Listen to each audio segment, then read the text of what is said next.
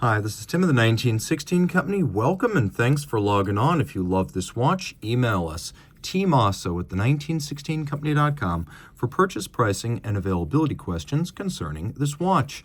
Today, we're discussing a model that was made very briefly across the 1990 and 1991 model years and only in 52 pieces, of which 36 were the yellow gold case you see here. This is the Daniel Roth Monopusher Chronograph, sometimes known as the C137 or the 2137. It is larger and powered by a different movement compared to the standard C147, and I'll compare them side by side since I actually have both watches handy here, and I do think the juxtaposition helps. First, let me give you the raw measurements of this watch because it is bigger than the 147. You can go to my 147 video and you can see how I measured it in that video, but I'm going to give you the measurements here and then just compare on the wrist real quick. So this watch is about 38.6 from side to side, not including the crown, not including the monopusher. It's reasonably slim at 12 millimeters thick, though it looks thicker. And from lug tip to lug tip, I measure it 44.3 millimeters with a 21 millimeter spacing between the lugs. Now you might think 44.3 lug to lug means it's a small watch, right?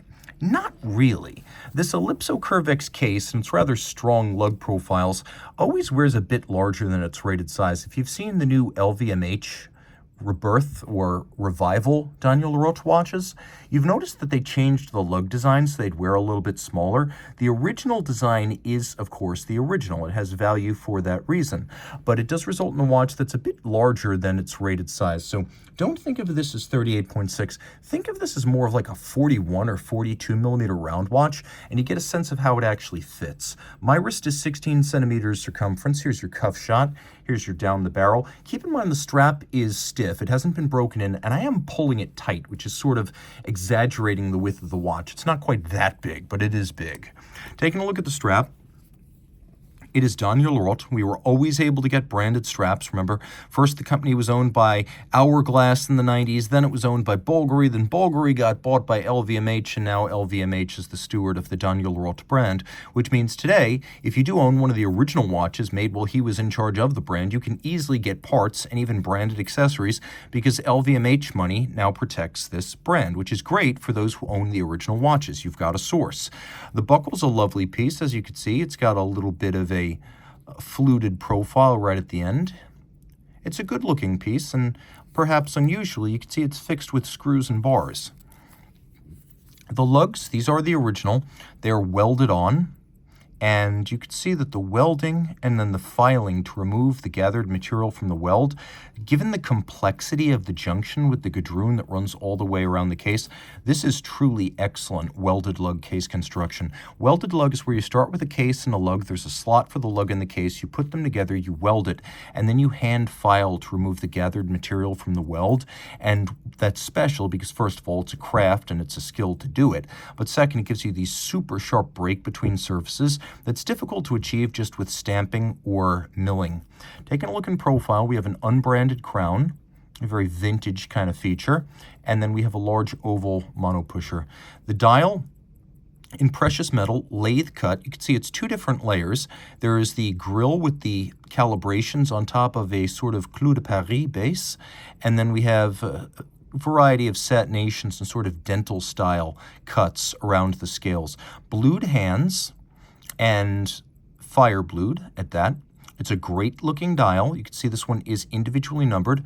Daniel Roth cut his teeth as a high-end watchmaker, simultaneously designing watches for Breguet in the 70s and 80s, while also working on movements for La Manna. So it makes sense when the two are combined. And it's always a lot of fun to examine a La Manna-powered Breguet. Of course, this movement, much older than Daniel Roth's involvement with La Manna, based originally on a movement that was not shock protected called the 15 CHT.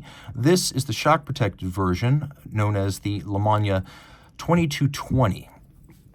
So if you look at the conventional chronograph, it may look similar, but this is a much smaller movement. This is the 2320. And you can see, I'm going to compare them now. I promised you I would.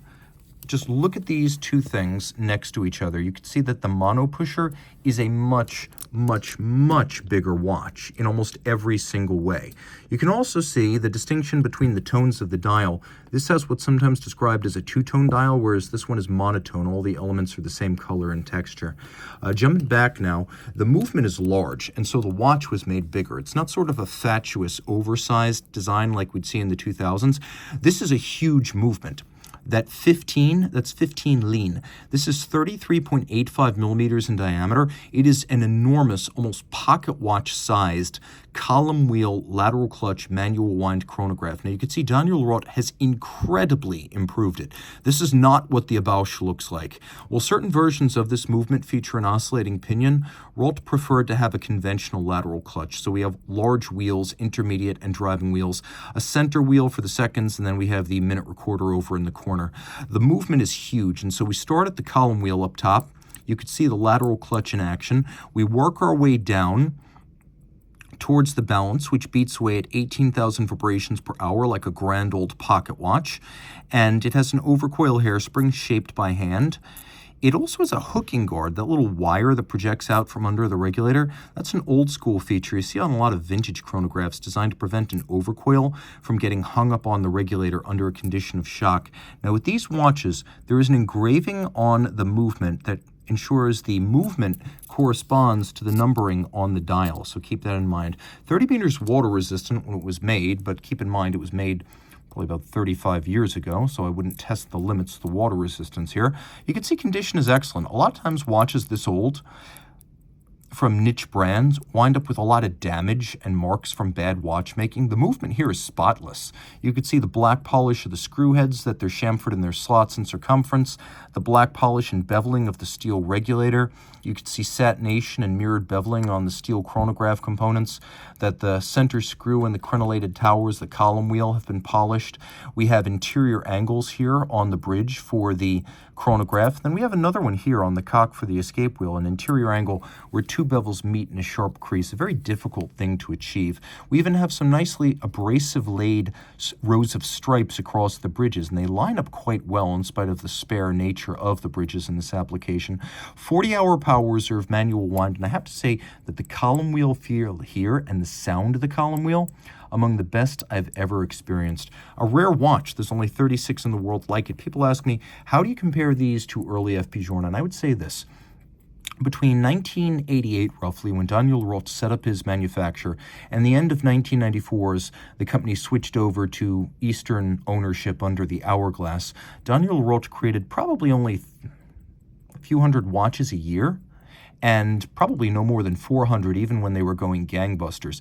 These watches, made while he was in charge and defining the artistic vision, should be considered more or less like Journe's brass movement pieces. So if you want to compare collectability, definitely think along those lines. And whereas the brass movement pieces are now insane, these are still rising. I would say they're no longer dirt cheap, but we're not in a position yet where the market has reached its carrying capacity. A lot of collectors are still discovering these for the first time, which is why this is a great time to get into the market again. We have both sizes here, but if you want something with a fuller wrist presence, definitely go with the 137. And reach out to Team Mosso at the 1916company.com for purchase and pricing details.